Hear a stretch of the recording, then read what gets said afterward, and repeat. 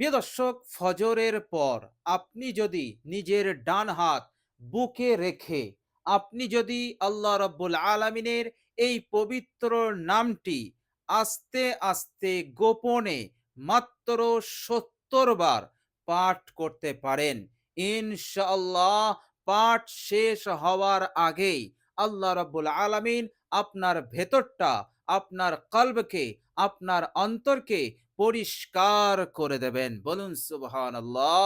এবং সাথে সাথে আল্লাহ রাব্বুল আলামিন আপনার অন্তরে এমন একটি নূর আল্লাহ পাক দান করবেন, যে নূর আপনার কলবকে, আপনার অন্তরকে আলোকিত করে দেবেন। বলুন সুবহানাল্লাহ।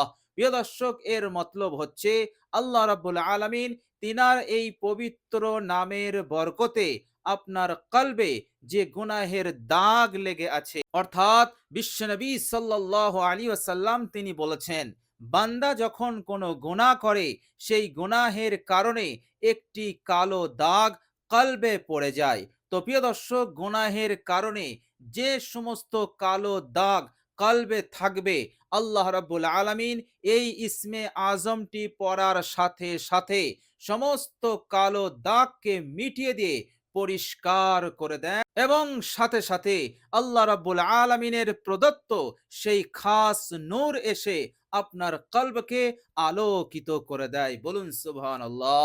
প্রিয় দর্শক, এর মতলব দাঁড়িয়ে গেল আল্লাহ রাব্বুল আলামিনের এই পবিত্র নামের জিকিরটি করলে বুকে হাত দিয়ে মাত্র ৭০ বার, তো আল্লাহ রাব্বুল আলামিন আপনার জিন্দগির সমস্ত গুনাহ রাশিকে তিনি ধুয়ে দেবেন। বলুন সুবহানাল্লাহ।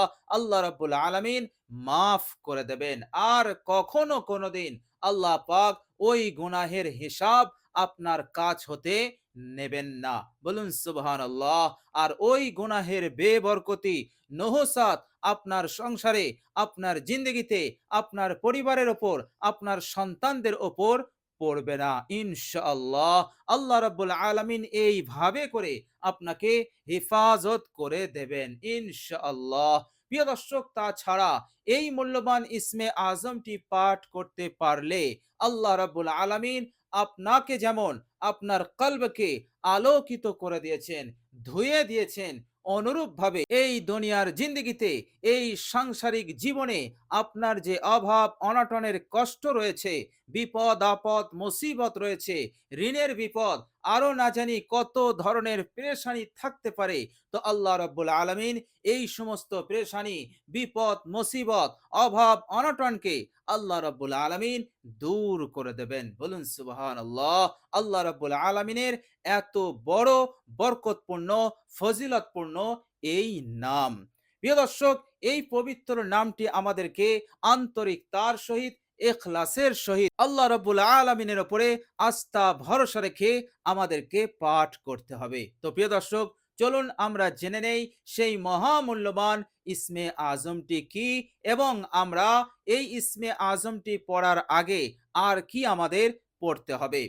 প্রিয় দর্শক, আমলটি যখন ফজরের পর শুরু করবেন, তখন তার আগে একবার বিশ্বনবী, মহানবী সাল্লাল্লাহু আলাইহি সাল্লামের ওপর দরুদ শরীফ পাঠ করে নেবেন। কেননা বিশ্বনবী সাল্লাল্লাহু আলাইহি সাল্লাম তিনি এমন একজন নবী, আল্লাহ রাব্বুল আলামিনের এমন একজন বড় পয়গম্বর, তিনার ওপর একবার দরুদ পাঠ করলে আল্লাহ রাব্বুল আলামিন সঙ্গে সঙ্গে 10টি রহমত তার ওপর নাজিল করে দেন। বলুন সুবহানাল্লাহ।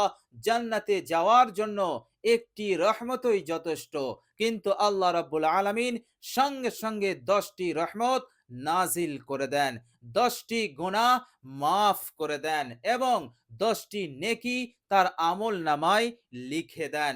10টি মর্যাদা সম্মানকে আল্লাহ রাব্বুল আলামিন বাড়িয়ে দেন। বলুন সুবহানাল্লাহ। সব কিছু আল্লাহ রাব্বুল আলামিন রেকর্ড করে রেখে দেবেন, যা সময়ে আপনি এগুলো লাভ করতে পারবেন, এবং এর বরকত এবং এর ফজিলত দুনিয়াতেও পাবেন, পরকালেও আপনি লাভ করতে পারবেন। বলুন সুবহানাল্লাহ। তাছাড়া হাদিস শরীফের মধ্যে এসছে, বিশ্বনবী সাল্লাল্লাহু আলাইহি সাল্লামের ওপর দরুদ পাঠ করলে এবং এরপর যে দোয়া, যে জিকির করা হবে, সেই দোয়া সেই জিকির আল্লাহ রাব্বুল আলামিন এই দরুদের সঙ্গে আল্লাহ পাক পরিপূর্ণভাবে কবুল করে নেন। বলুন সুবহানাল্লাহ। তো প্রিয় দর্শক, একাধিক ফজিলত আছে দরুদ শরীফ পাঠ করার। প্রিয় দর্শক, এই জন্য সর্বপ্রথম আমরা একবার দরুদ শরীফ পাঠ করে নেব। প্রিয় দর্শক, এরপর আমরা আল্লাহ রাব্বুল আলামিনের এই মূল্যবান পবিত্র নামটি আমরা পাঠ করব। প্রিয় দর্শক, ডান হাত বুকে রাখবেন বাম সাইডে, এরপর আপনি পড়বেন ইয়া ফাত্তাহু, ইয়া ফাত্তাহু, ইয়া ফাত্তাহু, ইয়া ফাত্তাহু। এইভাবে করে আপনি মাত্র ৭০ বার পাঠ করুন। ইনশাআল্লাহ আল্লাহ রাব্বুল আলামিন আপনার এই আমলকে কবুল করবেনই করবেন। কেননা আল্লাহ রাব্বুল আলামিন পবিত্র কোরআনুল কারীমের মধ্যে বলেছেন, বিসমিল্লাহির রহমানির রহিম, ওয়ালিল্লাহিল আসমাউল হুসনা ফাদউহু বিহা। আল্লাহ পাক বলছেন, আমার সুন্দর সুন্দর নাম আছে, যেগুলো হচ্ছে ইসমে আযম। সুতরাং তোমরা এই সুন্দর সুন্দর নামের মাধ্যমে তোমরা আমাকে ডাকো, তোমরা আমার কাছে কামনা করো, আমি তোমাদের দোয়া কবুল করব। বলুন সুবহানাল্লাহ। ওয়া ক্বালা রাব্বুকুম উদউনি আস্তাজিব লাকুম। তোমাদের প্রতিপালক বলেছেন, তোমরা আমার কাছে দোয়া করো, আস্তাজিব লাকুম, আমি তোমাদের প্রার্থনাকে, কথাকে, ফরিয়াদকে কবুল করে নেব। বলুন সুবহানাল্লাহ। সুতরাং আপনার এই দোয়া, আপনার এই আমল কবুল হবেই হবে ইনশাআল্লাহ। এবং এই আমলের যে ফজিলত আল্লাহ পাক অবশ্যই আপনাকে দান করে দেবেন ইনশাআল্লাহ। তো প্রিয় দর্শক, আমাদের অন্তর পরিষ্কার করা অত্যন্ত জরুরি, গুনাহ মুক্ত করা অত্যন্ত জরুরি। যেমন কাপড় ময়লা হলে, কোনো জিনিস ময়লা হলে সেটাকে সাফ করার ডিটারজেন্ট পাউডার আছে, সাবান আছে, সর্ফ আছে, সেগুলো দিয়ে আমরা ময়লা জামা কাপড় সাফ করি এবং সাফ করতেও হয়। তো প্রিয় দর্শক, এই দুনিয়ার জিন্দেগিতে চলতে ফিরতে উঠতে বসতে জানা অজানা আমাদের অনেক গুনাহ হয়ে যায়, অপরাধ হয়ে যায়, শয়তানের ওয়াসওয়াসায় পড়ে, নফসের ধোকায় পড়ে। আর সেই সমস্ত অপরাধ এবং গুনাহের জন্য আমাদের কলবটা ময়লা হয়ে যায়। সুতরাং আমাদের কলবকে, অন্তরকে পরিষ্কার করতে হবে। আপনি কিভাবে পরিষ্কার করবেন? প্রিয় দর্শক, এই জিকিরের মাধ্যমে আমাদেরকে পরিষ্কার করতে হবে।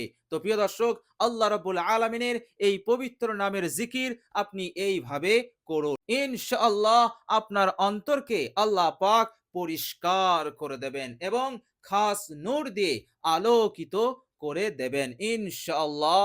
এবং আল্লাহ রাব্বুল আলামিন আপনার জিন্দেগিতে অলৌকিকভাবে রিজিককে বৃদ্ধি করবেন, উন্নতি দান করে দেবেন ইনশাআল্লাহ। তো প্রিয় দর্শক, আমলটি যেভাবে আপনাকে করতে বললাম আপনি ওইভাবেই করবেন। ফজরের পর আপনি আমলটি করবেন। আমলটি যখন করবেন প্রথমে অবশ্যই একবার দরুদ শরীফ পড়ে নেবেন। এরপর আপনি ইয়া ফাত্তাহু পড়বেন ডান হাত বুকে রেখে। ইনশাআল্লাহ আমলটি করুন, অবশ্যই দ্রুত এর ফলাফল আপনি পাবেনই পাবেন ইনশাআল্লাহ। সব দিক হতে আল্লাহ পাক বরকত সমৃদ্ধি দিয়ে ভরিয়ে দেবেন ইনশাআল্লাহ। আর জিন্দগির সমস্ত গুনাহসমূহকে আল্লাহ পাক ক্ষমা করে দিয়ে আপনার কলবকে আল্লাহ রাব্বুল আলামিন পরিষ্কার করে দেবেন, খাস নূর দিয়ে আলোকিত করে দেবেন ইনশাআল্লাহ।